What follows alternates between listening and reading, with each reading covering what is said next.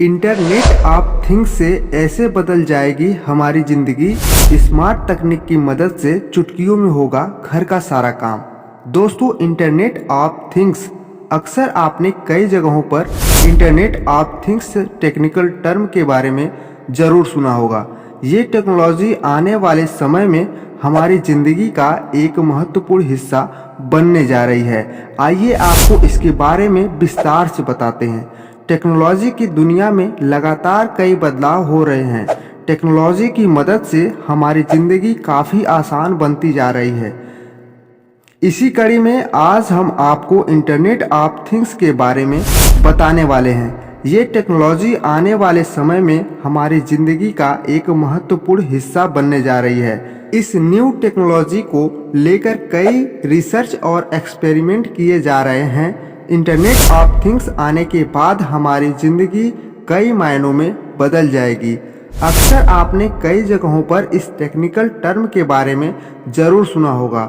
हालांकि ये तकनीक कैसे काम करती है, आज हम इसके बारे में बताने वाले हैं। IoT का पूरा नाम इंटरनेट ऑफ थिंग्स है। इसका इस्तेमाल सेंसर, सॉफ्टवेयर और टेक्नोलॉजी की मदद से डेटा को एक डिवाइस से दूसरे डिवाइस में ट्रांसफ़र करने के लिए किया जाता है। इंटरनेट ऑफ थिंग्स के द्वारा हम डिवाइस को इंटरनेट की सहायता से एक्सेस कर सकते हैं और उन्हें कंट्रोल कर सकते हैं। IoT का यूज़ ऑर्गेनाइजेशन और इंडस्ट्री के कामों में तेज़ी लाने के लिए किया जाता है। इंटरनेट ऑफ थिंग्स से बदल जाएगी पूरी दुनिया। इंटरनेट ऑफ थिंग्स टेक्नोलॉजी का वह विकास है जिसमें कई गैजेट्स को नेटवर्किंग के माध्यम से एक साथ जोड़ा जाता है।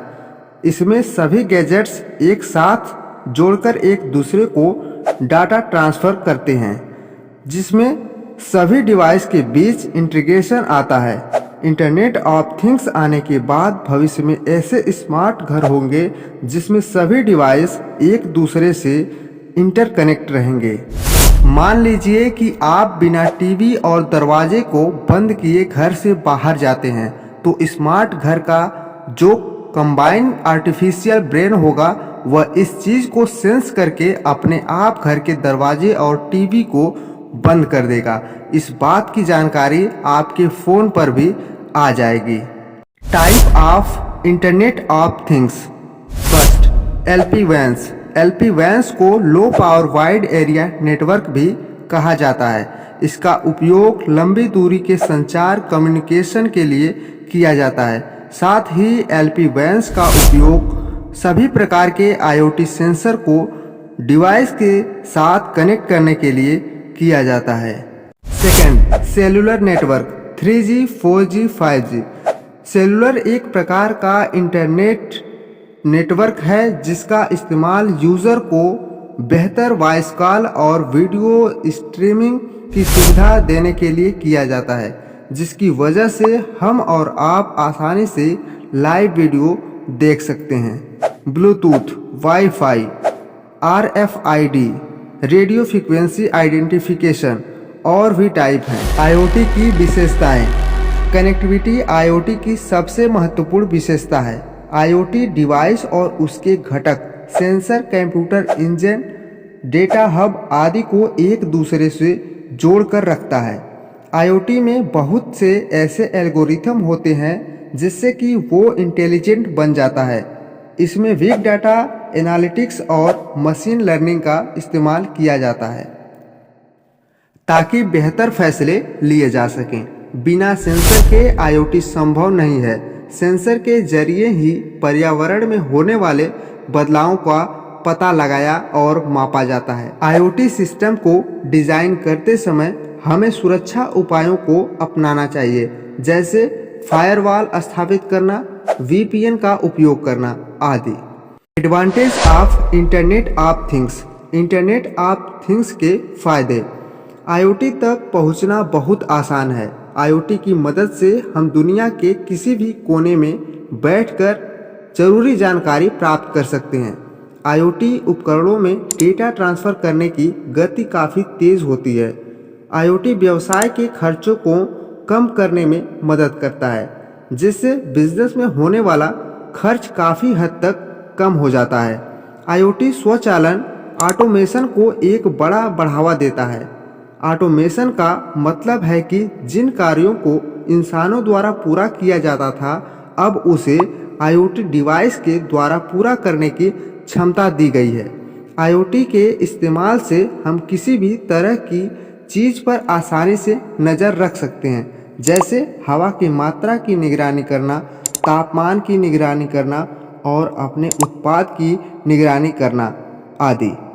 आईओटी एक ऐसी टेक्नोलॉजी है आईओटी जिसमें रोगियों और डॉक्टरों दोनों के लिए बहुत उपयोगी है।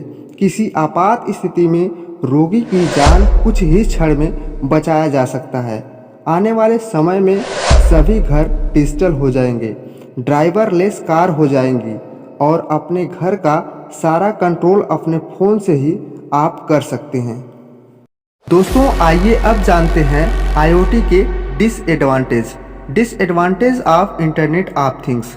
आईओटी का सबसे बड़ा नुकसान यह है कि इसमें सुरक्षा का अभाव है, यानी यूज़र का डाटा पूरी तरह से सुरक्षित नहीं है। आईओटी के अधिकांश उपकरण इंटरनेट से जुड़े हुए हैं। आईओटी को डिज़ाइन करना, उन्हें विकसित करना और उन टेक्नोलॉजी को बनाए रखना बहुत कठिन और जटिल है।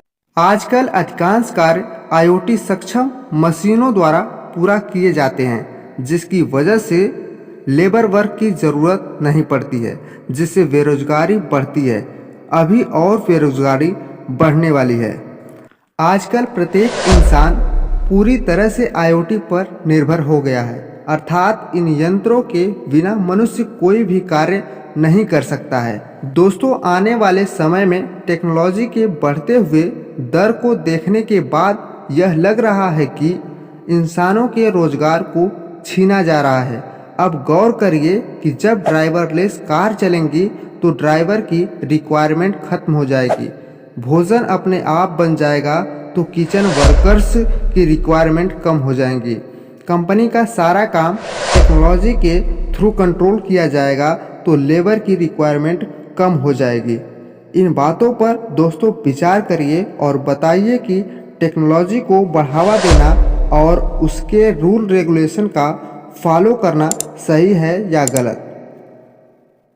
हेलो फ्रेंड्स, उम्मीद करते हैं हमारी ये इन्फॉर्मेशन आपको अच्छी ही नहीं बल्कि बहुत अच्छी लगी होगी।